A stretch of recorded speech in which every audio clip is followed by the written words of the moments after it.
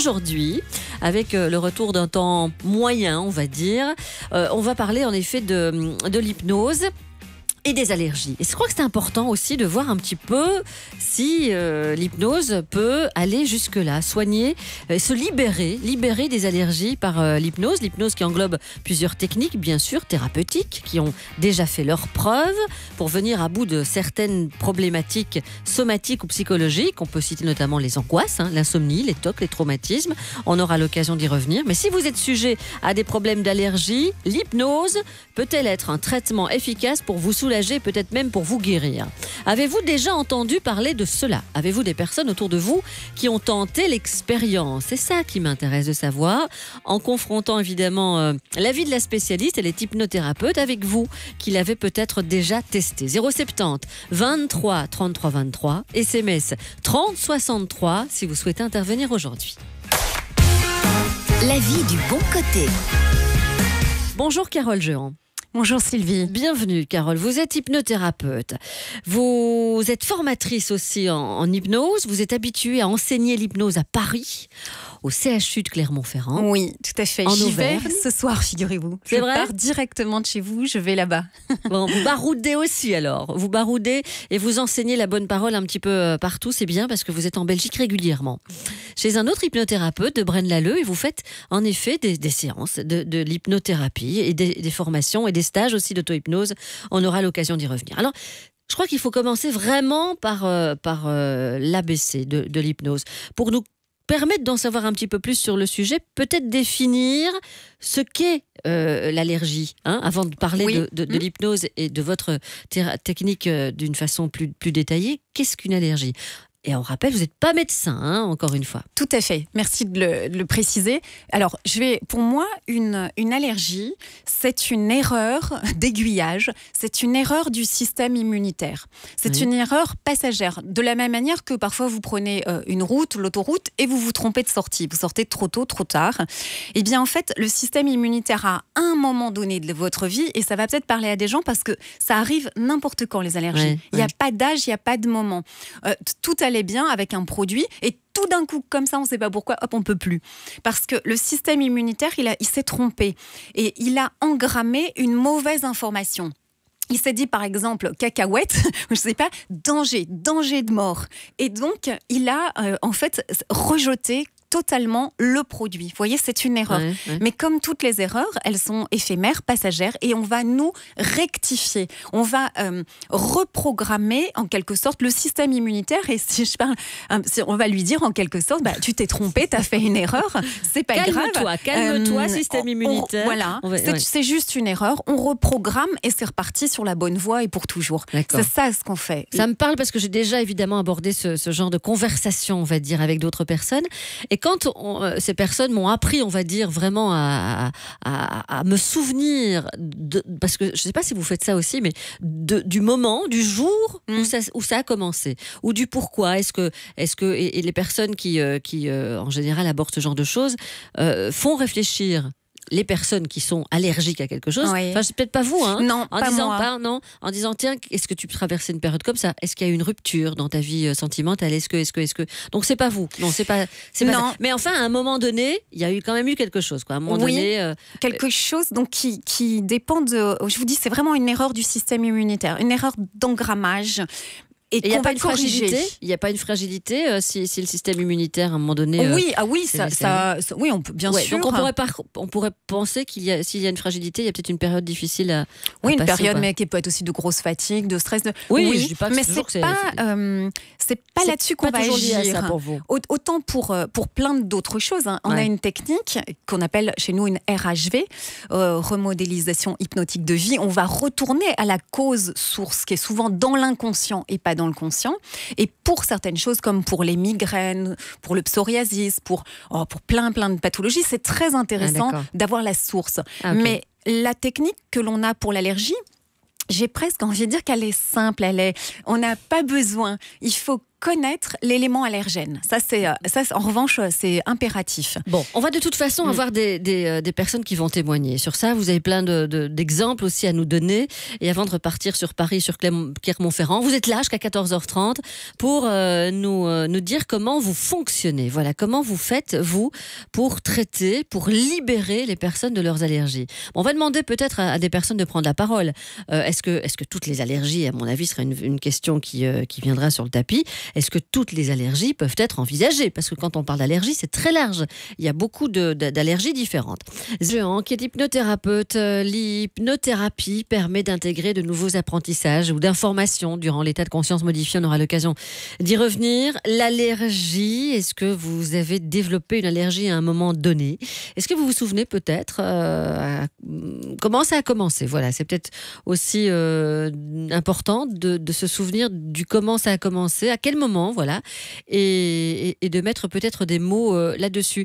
On a déjà des personnes qui parlent de plusieurs choses, hein, parce que dès qu'on parle d'hypnose, vous vous en doutez, Carole, il y a des tas de choses qu'on aimerait savoir, qu'on a entendu dire, bien entendu, par rapport à ce que la technique peut apporter. On a Christian qui souhaite parler de son épouse, qui a été victime d'un choc psychologique. Christian, bonjour. Bonjour. Bonjour Sylvie. Bonjour. Votre femme, suite à un choc psychologique, a développé non pas une allergie, mais un psoriasis palmoplantaire. Par mode plantaire, sous le pied. C'est-à-dire, oui, aux mains et aux pieds. Aux mains et aux pieds, oui, les deux. Et malgré tous les soins apportés par le dermatologue, plusieurs traitements, ça ne part pas. Et on est persuadé que le choc psychologique a provoqué cette situation. Mm-hmm. Et vous aussi? Elle aussi?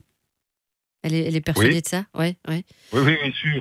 Oui. Vous n'avez jamais été consulter une hypnothérapeute, Christian?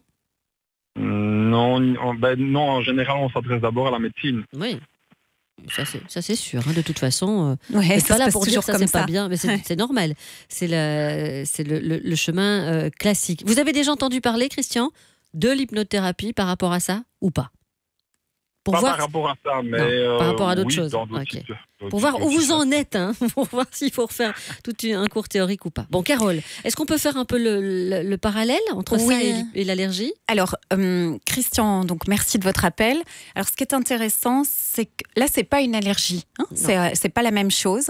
En revanche, ce qu'il faut savoir, c'est que le psoriasis est toujours lié à une perte affective, mais quelle qu'elle soit, dans tous les sens du terme. Alors, je ne sais pas ce qui s'est passé, mais ça peut être un deuil, mais c'est une séparation affective.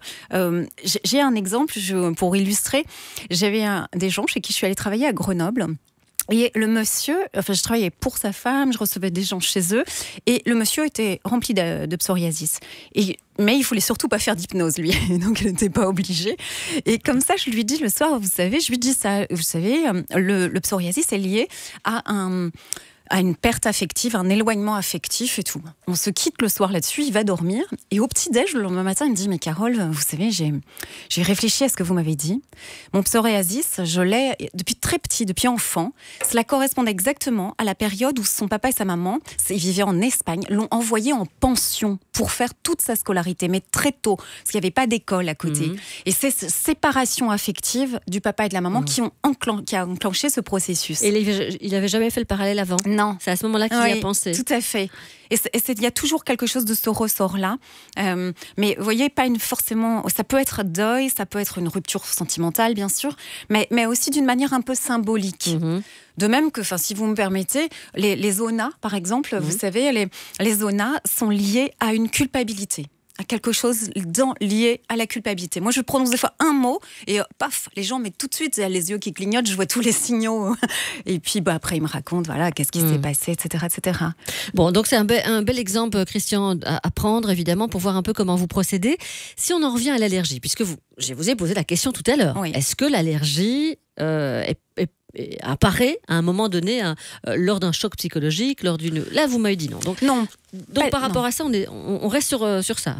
Oui. Vous ne changez pas d'avis. Non, une allergie, c'est pas la même chose. Non. Une allergie, je vous ai bien dit, avec une définition très, très simple, c'est une erreur du système immunitaire. Des erreurs, on en fait tous. Donc, nous, moi, en tout cas les hypnothérapeutes qui connaissent la technique, il y a une technique, elle est très simple, j'ai envie de dire, elle est très carrée, très structurée, c'est de la PNL, ce sont des techniques de PNL, vous savez, programmation neurolinguistique, mais ce qu'il y a, c'est qu'en plus de cette PNL, comme on fait de l'hypnose, on met en état modifié de conscience, on met le patient en alpha. C'est la différence entre la PNL où c'est en mode conscient. Et parce que nous, on va atteindre cet état modifié de conscience, cet état alpha qui est un état naturel, je vous rassure. Oui, c'est ça. Vous n'endormez pas les gens. Non, surtout pas. Ce n'est pas du sommeil. Pour qui hypnose signifie un peu mesmer et toutes ces techniques-là. Alors, faut le savoir. Oui, alors l'hypnose, ce n'est pas du sommeil.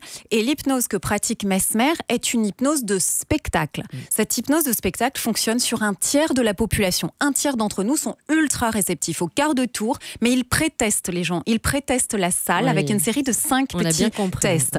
Donc certains sont ultra réceptifs, mais moi ça doit marcher sur tous, sur 100% des gens qui viennent me voir.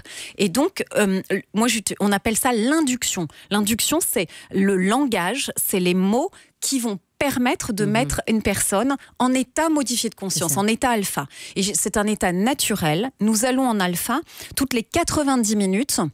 Nous sommes 20 minutes en alpha. Sans s'en rendre compte. Tous. Vous, moi, les animaux, tout le monde, nous ne serions pas éveillés, réveillés 16 à 18 heures par jour. On est d'accord qu'on dort entre 6 et 8 heures par nuit, c'est une moyenne. Donc 16 à 18 heures par jour, nous devons être réveillés. Nous ne faisons pas que des choses palpitantes et passionnantes. Là, en ce moment, j'ai de la chance, moi, avec vous. Mais on fait des trucs comme se laver les dents. Alors moi, je suis parisienne, je vais vous dire, on prend le métro, on passe Navigo, on fait du transport, etc., le ménage. Et il nous faut quand même être éveillés 16 à 18 heures par jour.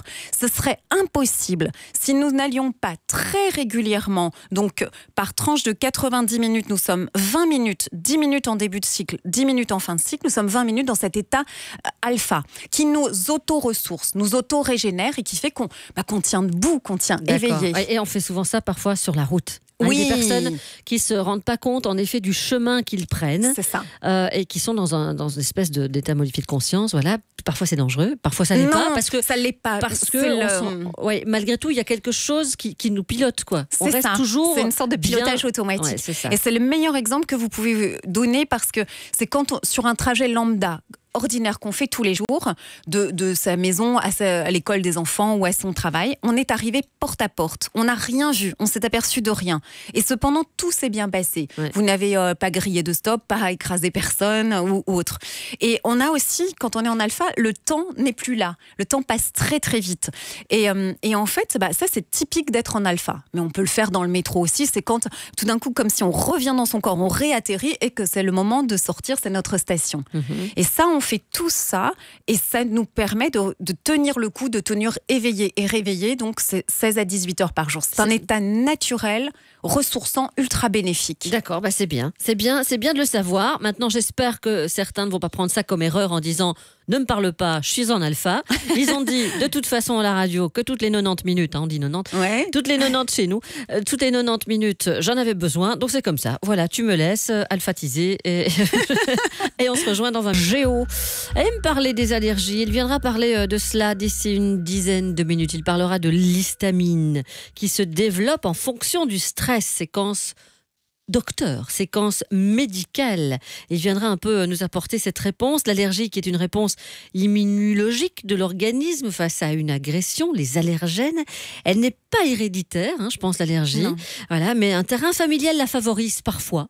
C'est du moins ce que j'ai évoqué avec des personnes qui sont dans le milieu aussi. Avoir des parents déjà allergiques, peut-être, ça peut favoriser, mais c'est pas c'est pas héréditaire. On peut pas dire que c'est héréditaire. Les différentes allergies, les causes, les symptômes. Bon, c'est vrai qu'il y a des allergies respiratoires, il y a des allergies alimentaires, des allergies cutanées. Enfin voilà, donc il y a vraiment plusieurs choses que vous traitez, mais on aura l'occasion de revenir dans les détails par rapport à ça. On essaie de comprendre votre façon de fonctionner par rapport à l'hypnothérapie. On a une belle question de Vincent. Vous êtes pressé, Vincent? Donc on la pose tout de suite la question. C'est intéressant ce que vous dites. Vous écoutez ça attentivement, Vincent? Oui, bonjour. Bonjour. Oui, bonjour Sylvie, votre invité et l'équipe, évidemment. Voilà, ma question est la suivante. Est-ce que je coupais le son. Et est-ce que la question ne va pas encapsuler les problèmes puisqu'on fait un état modifié de conscience? Donc, j'ai peur qu'on encapsule. On le cache, le problème. Ah oui, ou le problème via l'hypnothérapie. Merci, je remets le son. Et je remets le son. C'est une chanson, ça va. Alors, par rapport à ça, Carole. Merci Vincent, merci infiniment. Alors, non, ça c'est, je vous dis tout de suite, non. L'état modifié de conscience, l'état alpha, où on dit, attention, le mot qui fait peur, en transe, ce sont 3 synonymes. Cet état est naturel, c'est par le langage, par une technique qu'on appelle l'induction, ce que moi j'enseigne à mes élèves évidemment, qu'on atteint cet état de relaxation profonde, synonyme de sophro quoi.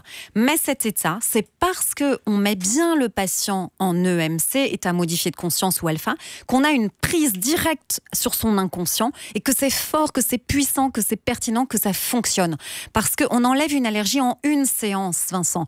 En fait, on peut enlever une phobie, j'en reparlerai plus tard, en une séance. J'arrête le tabac, Philippe Defoe fait ça, d'arrêter le tabac en une séance. C'est parce qu'on a un accès direct à l'inconscient que c'est fort, que c'est puissant, que c'est efficace. Et si je reprogramme votre système immunitaire qui a commis une erreur, c'est via l'inconscient qu'on va lui dire, en quelque sorte, je vais vous dire après précisément comment, tu t'es trompé, tu as commis une erreur, on répare, on repart sur la bonne voie. Et c'est cet accès direct. Et ça, vous ne l'avez pas quand on fait de la PNL, programmation neurolinguistique, on ne met pas en état modifié de conscience en alpha. C'est ça la différence avec l'hypnose. L'hypnose, c'est qu'on est dans cet état, même léger, même moyen, même profond. On appelle ça la profondeur de transe. Elle n'influe pas sur l'efficacité, donc pas de panique. Ça peut être tout doux, tout léger. Mais c'est beaucoup plus puissant, beaucoup plus efficace parce qu'on atteint l'inconscient. Ben, vous pouvez détailler votre méthode. On va le faire dans un instant. Tiens, on va mettre une petite pause publicitaire. Je vois le message de Joël. Pour pratiquer l'auto-hypnose depuis quelques mois, je pense, Sylvie, que cette thérapie peut soigner de nombreux problèmes. Dans mon cas, des problèmes de ballonnement importants qui ont pratiquement disparu en quelques séances seulement. Donc, pourquoi pas des problèmes d'allergie. Voilà, on va y revenir à ces problèmes d'allergie en prenant un bel exemple. Et puis, on aura aussi quelqu'un à 14h qui va témoigner de ce que vous avez pu faire. Enfin, voilà, vous m'avez cité plusieurs exemples en plus hors antenne. 07 Bon côté. Carole Jehan, hypnothérapeute habituée à enseigner l'hypnose à Paris, au CHU de Clermont-Ferrand, mais ici en Belgique, elle vient régulièrement. Voilà, du côté de Braine-l'Alleud, elle donnera des formations, des stages aussi, des consultations. On aura l'occasion de vous informer de tout ça et de vous donner les renseignements précis après 14h. On va prendre un exemple, Carole, pour bien comprendre comment vous procédez. Donc, on vient vous voir, quel que soit le type d'allergie, les graminées, beaucoup, les bouleaux notamment. Il y a des périodes vraiment pour ça, les acariens, la poussière, les piqûres d'insectes, vous m'avez dit des allergies alimentaires. On va prendre un exemple et on s'est mis d'accord là-dessus. Quelqu'un qui vient vous voir pour une allergie au poil de chat. Voilà. Oui, c'est courant. C'est courant. Parce que c'est souvent, je le fais souvent. À Paris, moi je vis en ville et les gens ils ont des chats beaucoup. Et ils sont allergiques. Ça beaucoup à Paris alors. D'accord. Et alors, en fait, comment je fais ? La base de cette technique, je vous dis qu'elle est vraiment très simple j'ai presque honte de vous. En fait, donc, il faut connaître l'élément allergène. Donc, supposons, on prend l'exemple des poils de chat. En réalité, les gens sont allergiques aux acariens qui sont présents dans les poils du chat. Eh bien, il faut absolument que je me mette d'accord, c'est le prérequis de base avec mon patient, sur un élément neutre proche de l'élément allergène. Qu'est-ce que ça veut dire, vous allez me dire ? Eh bien, en fait, s'ils sont allergiques aux poils de chat, peut-être il faut demander à être sûr que le patient n'est pas allergique aux chiens. Souvent, ils ne sont pas allergiques aux poils des chiens. Mais il faut être sûr s'ils sont allergiques aux poils des chevaux, poneys, ânes, etc. Vous voyez, il faut trouver ce qu'on appelle, nous, dans le jargon, un élément neutre, extrêmement proche de l'élément allergène. De même, je fais pareil pour tout, pour les arbres, donc je dois me mettre d'accord. Alors, souvent, je prends les palmiers, les choses comme ça, ou le mimosa, vous voyez, des choses où il n'y a pas de risque d'allergie. Donc, on prend un élément neutre, parce que ensuite, donc, je démarre mon travail. Mon travail, c'est que je fais une induction. Je prend à peu près 10 à 15 minutes pour faire cette induction par le langage. Donc, je conduis la personne en état modifié de conscience. Ok. Vous lui parlez alors? Donc, Je lui parle. Ah oui, ça pour parler, je parle. Mais moins vite qu'aujourd'hui. Sinon, je vais tous vous mettre en état modifié de conscience. Et alors, ensuite, démarre la technique. La technique, si vous voulez, je vous explique, mais simplement. On met le patient dans un jardin secret, on dit. Un jardin secret, un havre de paix. Ça, on met le patient et on fait ce qu'on appelle un ancrage en PNL. C'est-à-dire que je pose ma main, je vous préviens avant, sur le genou. Et j'ancre la sécurité, la sérénité, la paix. Donc, le patient, en fait, je le place dans son jardin secret, que je détaille en étant flou et vague, mais pour que lui soit bien. En fait, je le mets bien. Et on fait une dissociation. Donc, on fait sortir le double, vous voyez, façon poupée russe. Et le double, je le place, ça c'est le cœur de la technique, je ne révèle pas ça à tout le monde. Ah non, oui, le double, il est à 100% en contact avec l'élément neutre, d'accord? 100%. Donc le double, il est, supposons, dans un joli jardin, un champ rempli de chiens.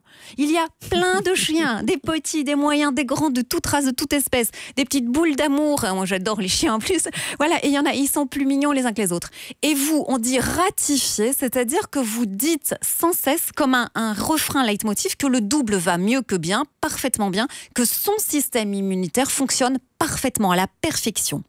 Donc, il est 100% en contact avec l'élément neutre. Puis, je vais introduire... Un chat parmi tous ces chiens. Voilà, bravo. Un petit chaton, une petite boule parmi tous ces chiens merveilleux. Il y a un bébé chaton minuscule qui était là. Mais le double va comment? Mieux que bien, parfaitement bien. Il est heureux, il est entouré de tout cet amour, cette affection, etc. Et je vais monter le curseur tout doux, en utilisant toujours mon ancrage de sécurité, de paix, de sérénité, etc.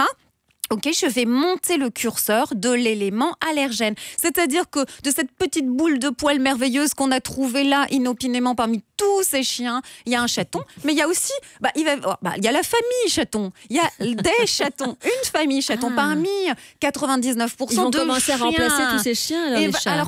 Alors, on va monter doucement, puis il y a la famille, il y a le papa, il y a la maman. Ok, on va monter le curseur. Et on va le monter quand même tranquillou jusqu'à 50-50. 50% éléments allergènes, 50% éléments neutres. Toujours en tenant l'ancrage fort, bien sûr. Ok.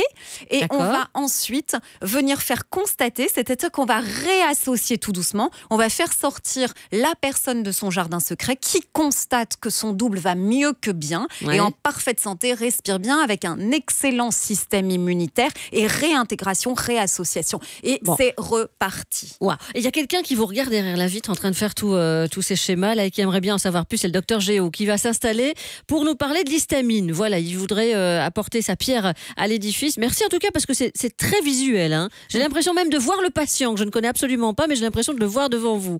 070. Les allergies qui sont aujourd'hui de plus en plus courantes, bien entendu. Un grand nombre d'entre nous les subissent parfois depuis des années sans parvenir à les atténuer, que ce soit le pollen, les poils de chien ou de chat, les acariens, les aliments, les allergies alimentaires. Bref, tout ça fait partie de notre quotidien. Il faut donc aider notre corps à trouver les bonnes solutions et les bonnes réactions de défense.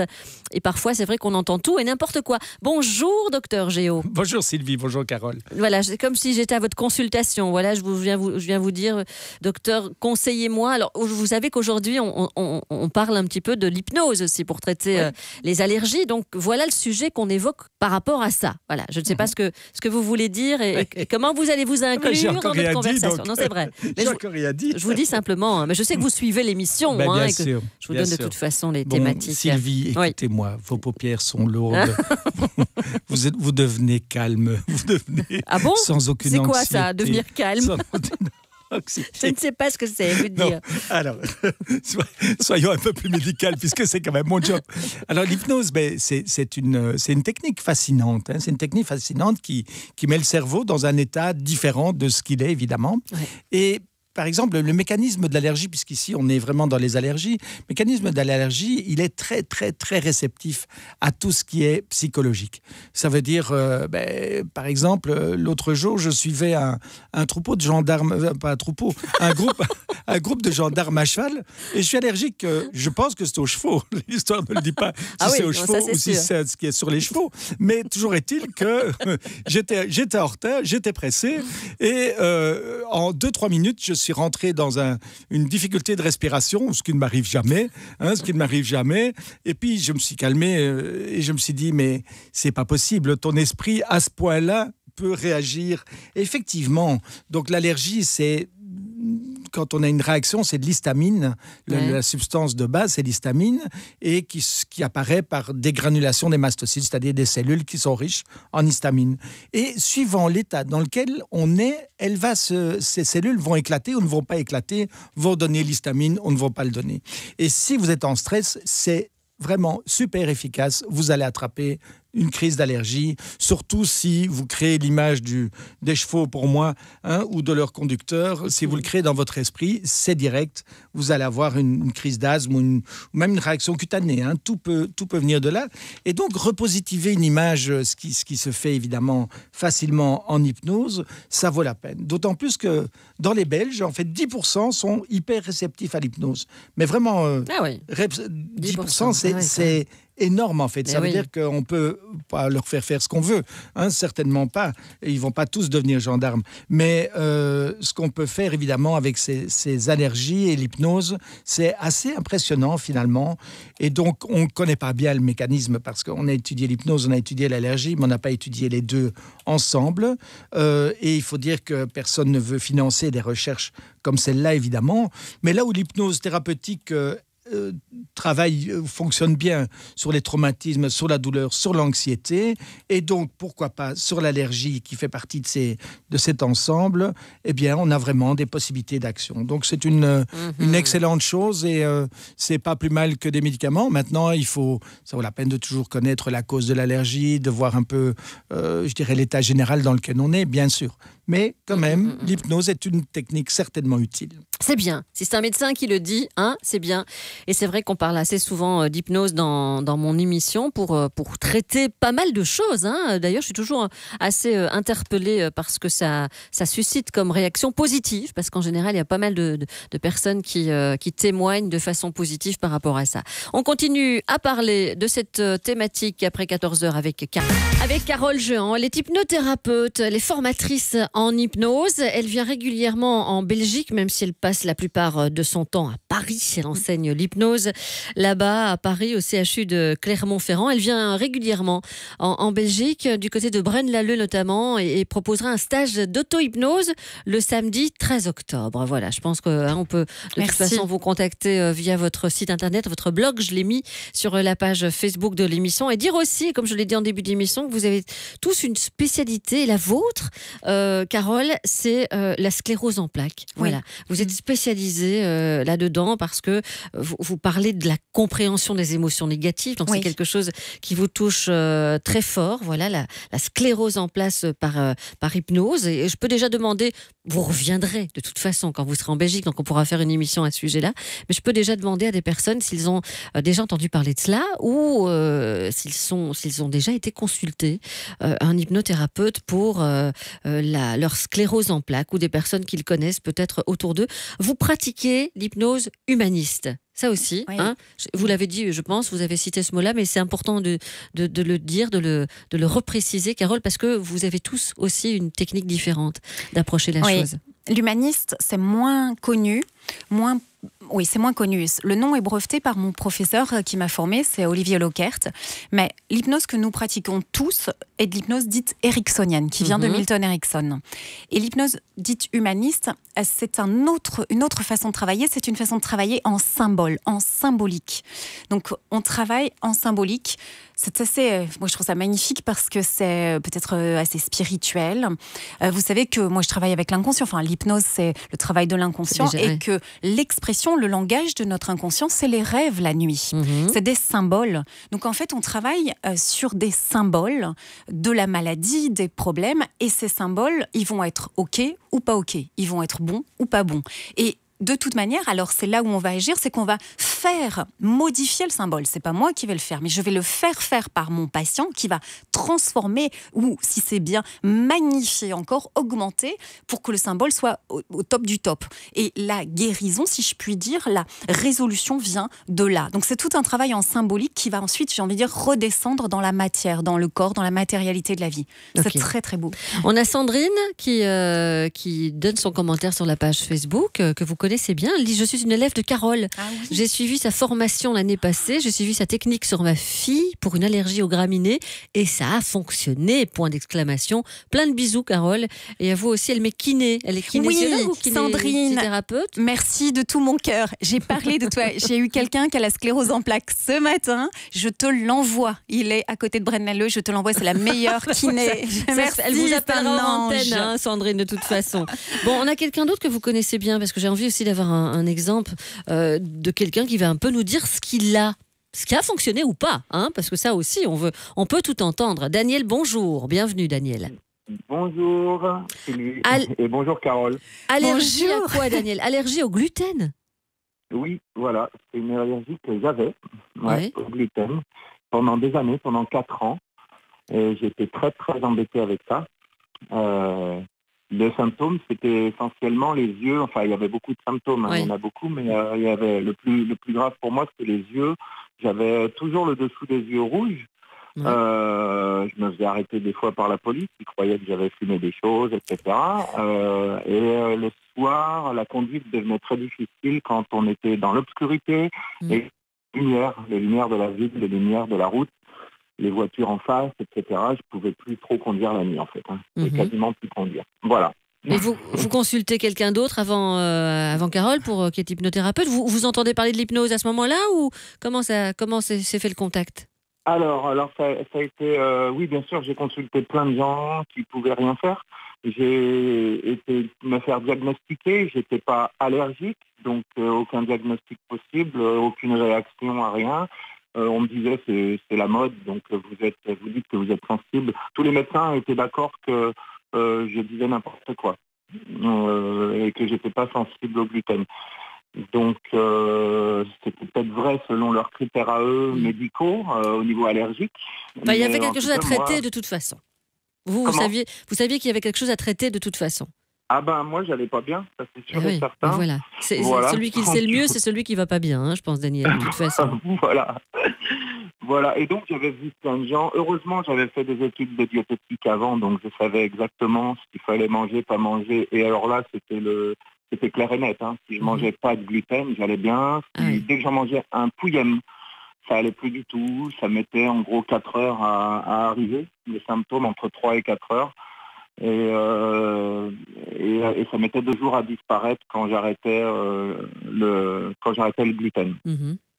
Voilà, donc j'étais devenu très très fort en diététique, je savais exactement quoi prendre, pas quoi prendre, etc. J'étais devenu un maître.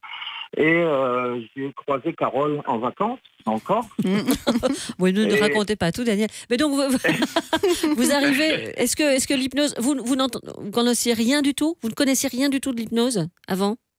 J'avais fait une tentative à une époque d'arrêt de la cigarette avec l'hypnose. Mais je n'étais pas du tout dans un état... J'avais conduit à toute vitesse, j'ai vu la personne qu'une seule fois, j'étais très en retard, j'étais pas du tout réceptif, je pense, à ce qu'elle m'a fait. Et du coup, j'ai pas arrêté de fumer à l'époque grâce à ça. C'était une première touche de l'hypnose. À part ça, je connaissais pas non plus que ça l'hypnose. Bon, et qu'est-ce qui se passe quand vous allez? Non plus, on n'a pas besoin de tous les détails, mais vraiment, qu'est-ce qui vous interpelle dans sa façon de fonctionner par rapport à vous et à votre mal-être? Carole? Oui, bah oui. Sauf si vous en connaissez d'autres. Mais... En fait, avec Carole, donc on s'est croisés comme ça, et moi, j'étais pas du tout dans une démarche de me faire soigner, pas ni ouvert, quoi que ce soit. Pas ouvert par rapport à ça. Voilà. Et Carole m'a dit, mais si tu veux, moi j'ai déjà eu du succès avec quelqu'un qui avait une allergie, je crois, aux crevettes, aux fruits de mer, de la mer. aux fruits de mer. Voilà. Il dit que je l'ai contraint et forcé. Je lui ai fait l'hypnose au forceps. L'autre, ça, c'est ses parents qui m'ont dit, tu sais, il l'a fait juste pour te faire plaisir. Et moi, je lui ai proposé parce que je l'adorais et parce que je voulais l'aider. Ça, c'est mon côté sauveuse. Et parce qu'il ne me l'avait pas demandé. D'accord. Bon, et le gluten dans tout ça. Et le gluten dans tout ça. Combien Alors, ça vous a pris combien de temps, Daniel? alors Et qu'est-ce moi, qui a changé? pendant 4 ans, j'étais très sensible au gluten avant de croiser Carole. Et j'étais devenu tellement bon au niveau diététique que j'avais plus besoin de personne. Donc j'ai dit à Carole, écoute, moi, j'ai pas vraiment besoin. Mais elle me dit, si tu veux, on essaie quand même. On essaie quand même.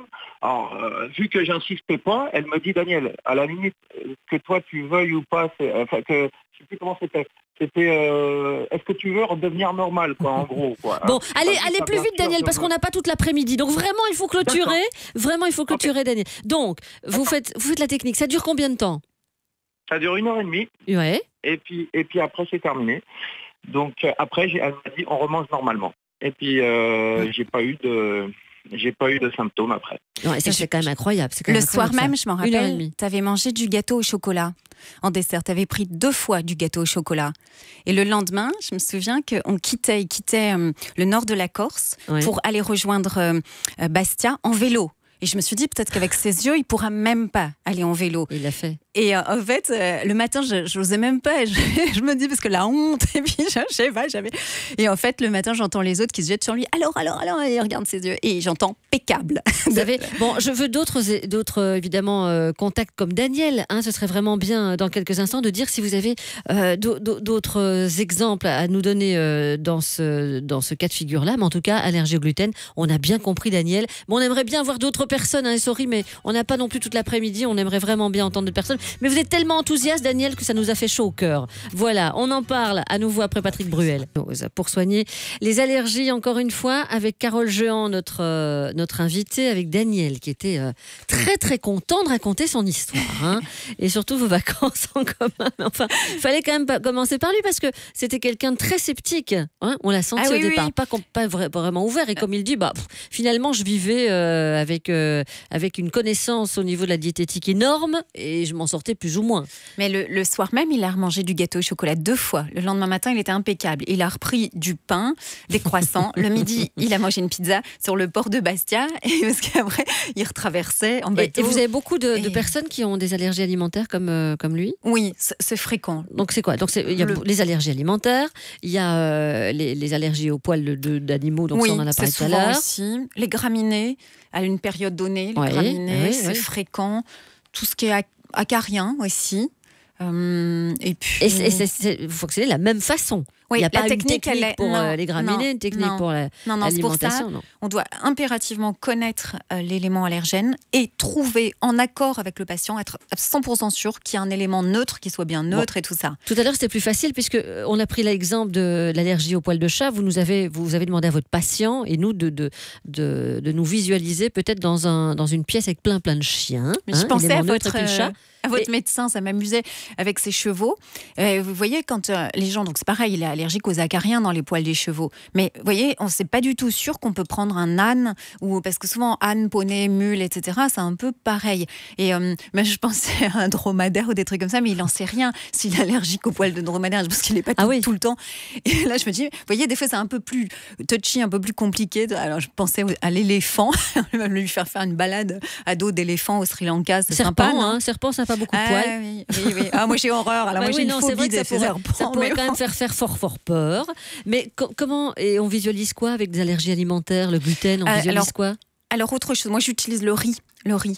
En fait, moi, j'ai une. Après, moi, je m'inspire. De toute façon, en hypnose, en général, il faut beaucoup d'imagination parce que j'utilise des métaphores et tout. Alors, ça va vous amuser. Moi, je prends aussi tout ce qui est dans ma vie. Moi, j'adore, par exemple, l'Asie. J'ai beaucoup voyagé en Asie, du Sud-Est. Et donc, le gluten étant voilà, c'est les pâtes et choses comme ça. Donc, moi, je pars du principe que le double se délecte d'une soupe asiatique, une magnifique soupe exotique asiatique, une soupe de riz. Ok. Et alors, c'est la première première nouille dans le potage qui pose. Ok, il y a par mégarde, par inadvertance, une nouille qui est dans le potage. Ah, c'est pas mal. Il fallait quand même trouver, trouver la chose. Bon, bien, on va essayer de joindre Joël peut-être dans quelques instants, si on peut l'appeler, parce que on aimerait bien vous avoir, Joël, puisque vous pratiquez l'auto-hypnose et c'est important de voir si l'auto-hypnose, ça marche avec les allergies, voir un petit peu si ça fonctionne. 070. Carole Jehan, hypnothérapeute, quelques minutes encore, elle sera à Bouzeval le 13 octobre pour un stage d'auto-hypnose. Ça tombe bien, on va en parler de l'auto-hypnose. Une allergie, c'est une erreur passagère, c'est ce que vous avez dit tout à l'heure, du système immunitaire. Mauvaise information engrammée. À n'importe quel âge, on peut développer une allergie. C'est vrai que des personnes parfois plus âgées qui se disent, mais c'est pas possible. J'ai seulement développé cette allergie tard. Mais oui, ça peut arriver à tout moment de la vie, à tout âge. Et elle reprogramme en tout cas avec sa technique, le système immunitaire. C'est sa technique qu'elle nous détaille depuis le début de l'émission. Bon, on s'adresse à quelqu'un qui connaît l'auto-hypnose, c'est Joël. Bonjour Joël. Bonjour Sylvie, bonjour. Vous la pratiquez depuis quelque temps déjà? Oui, voilà, je tiens à communiquer mon expérience. J'ai commencé à consulter une hypnothérapeute à Liège dans le courant du mois de mars et franchement, je m'en trouve très très très bien. J'avais beaucoup de problèmes de ballonnement importants. J'ai passé des échographies abdominales, j'ai passé une colonoscopie, on n'a rien trouvé. Et l'auto-hypnose m'a permis vraiment d'améliorer considérablement la situation. En quelques séances, j'ai vu une différence vraiment très très étonnante. Donc voilà, je ne saurais que conseiller à tous ceux qui ont des petits problèmes, quels qu'ils soient, d'essayer. Franchement, ça vaut la peine. Alors, petit problème. Mais justement, est-ce que l'hypnose est un petit problème et est-ce que ça soigne avec l'auto-hypnose? D'abord, je pose la question à vous, Joël. Est-ce que vous pensez que l'auto-hypnose est capable de ça aussi? Je pense, oui. Vous pensez? Je pense. J'ai des problèmes également de sommeil et je vois une nette amélioration dans ce domaine-là aussi. Et bien entendu, au niveau d'une perte de poids, ça marche vraiment, franchement. Bon, alors, il faut peut-être faire justement une distinction entre l'hypnose et l'auto-hypnose, Carole. Oui, tout à fait. Alors, l'auto-hypnose, c'est merveilleux. Merci de votre témoignage. C'est merveilleux et ça fait du bien. C'est pour ça que je viens faire une journée chez Humanéo, à Bouzeval. Et l'auto-hypnose, ça fait un bien fou parce que vous allez apprendre à tout seul vous mettre dans cet état qui est bénéfique et ressourçant, bénéfique à la santé, qui est l'état alpha. Donc, c'est bien, mais par exemple sur une allergie, qui est notre sujet aujourd'hui, sur une allergie, c'est quand même plus fort, ça reste toujours plus fort quand il y a quelque chose d'important, c'est plus fort de recevoir de l'hypnose par quelqu'un d'externe, que l'inconscient soit comme, on lui donne un ordre, vous voyez, on lui intime l'ordre, comme avec la technique que je vous ai dit. On reprogramme, on ordonne à l'inconscient de corriger, rectifier le tir, son erreur. Et ça, c'est plus fort. Et ce qui est intéressant, c'est d'en faire entre les périodes, d'en faire comme, et c'est vrai que pour le sommeil, c'est parfait. Pour l'insomnie, le sommeil, ça fait du bien. Ça n'est que bénéfique de toute façon. Mais par exemple, pour une insomnie sévère ou quoi, il faut faire une RHV, il faut retourner à la cause, source originelle qui est souvent dans l'inconscient et non dans le conscient. Et ça, on a une technique. Mais c'est bien comme un entretien, en fait, comme quelque chose ça va nous faire que du bien. Voulez-vous revenir aussi sur le côté héréditaire? On en a parlé tout à l'heure. Oui, c'était intéressant, vous aviez parlé de ça. Moi, j'y crois pas en tant qu'hérédité pure, mais la base de mon travail en hypnose, c'est qu'en fait, moi, ce que je crois, c'est les liens fusionnels. Écoutez, je vous donne un exemple. Je travaillais chez Philippe Defoe ce matin à Braine-l'Alleud ici. J'ai eu un monsieur, Michel, il m'écoute, je suis sûre, atteint quelque chose de très proche d'une sclérose en plaques. Michel est en fauteuil roulant, ne marche plus depuis 10 ans. Et ça lui est 10 ans officiellement diagnostiqué, etc. Mais il me dit qu'à l'âge de 49 ans, premier symptôme, il n'arrive plus à courir, etc., etc. Je fais ce qu'on appelle une anamnèse. Vous savez, une anamnèse, c'est un échange, un entretien avec le patient. au début. Cette anamnèse, je l'oriente transgénérationnelle. J'ai besoin de savoir 0, 7 ans, 7 ans, 12 ans, de parler de son papa, sa maman, de ses grands-parents. J'ai besoin de savoir ça. C'est le fondement, c'est le terreau de mon travail. Et j'apprends là qu'à l'âge de 50 ans, le papa de Michel a eu des gros déboires. Il a eu une tuberculose. Il a attrapé une tuberculose. Et du coup, dans sa boîte, où il avait un job qui l'éclatait, qu'il aimait bien, il a été comme déclassé, comme il veut faire autre chose. Et tristesse infinie, déception, etc., etc. Et comme par hasard, mon patient déclenche les premiers symptômes à l'âge exact. Donc en fait, c'est des liens fusionnels, des liens inconscients, des liens fusionnels. Il y a évidemment là, dans ce cas, mais que ce soit un amour infini ou un désamour, une haine, c'est pareil, hein, c'est fusionnel. En fait, moi, je cherche les liens fusionnels qu'il y a, qui peuvent être avec le papa, la maman, avec un des grands-parents, un grand frère, une grande sœur, peu importe. Je cherche où sont les liens fusionnels et je coupe ça. Mais bien sûr que la personne soit vivante ou décédée, ça ne change rien. On va détacher les liens. Et ça libère les gens. Ça va leur redonner la santé. Ça va stopper une addiction nette. Ça va arrêter une anorexie. Ça va donner vraiment la liberté, l'autonomie, aussi le droit d'être heureux. C'est la clé de mon travail. Après, c'est mon système de croyance, mais c'est ce que je fais. Ça va arrêter une obésité. Ça va stopper net une obésité et autres. C'est fou parce que la semaine dernière, je faisais une émission sur la psychogénéalogie. Ouais. Donc on était déjà un petit peu dans ce trip-là, j'ai envie de dire, voilà, dans ces choses-là. Et je pense en effet qu'il faut avoir une certaine ouverture d'esprit par rapport à tout ça. Mais c'est dingue parce qu'on fait une émission sur les allergies et l'hypnose, et finalement on parle quand même de beaucoup de choses. Il faudrait revenir pour faire une émission sur la sclérose en plaques parce que c'est assez particulier. Je pense qu'il y a énormément de souffrance. On peut dire que c'est encore plus dur à vivre que les allergies, même si en effet il y a des gens en souffrance par rapport à des allergies, mais on parle d'autre chose ici. On parle de symptômes beaucoup de diagnostics beaucoup plus lourds à porter, donc ce serait vraiment intéressant de le faire, et j'espère encore une fois qu'on a ouvert l'esprit de mes auditeurs, mais qui l'ont déjà bien ouvert. De toute façon, je disais encore ce week-end, une ouverture d'esprit, ça ne fait pas mal, ce n'est pas une fracture du crâne. Je trouve que quand on a dit ça, voilà, on cloue le bec à ceux peut-être qui n'ont pas encore assez d'ouverture d'esprit. Voilà, pour s'inscrire en stage d'auto-hypnose, vous contactez le blog de Carole Jehan. Voilà, il est en ligne sur la page Facebook, et je vous laisse repartir en France puisque c'est là-bas que vous vivez, Carole. Oui, j'adore les Belges. Voilà, mais vous revenez quand même assez régulièrement. Oui. Demain, nous parlerons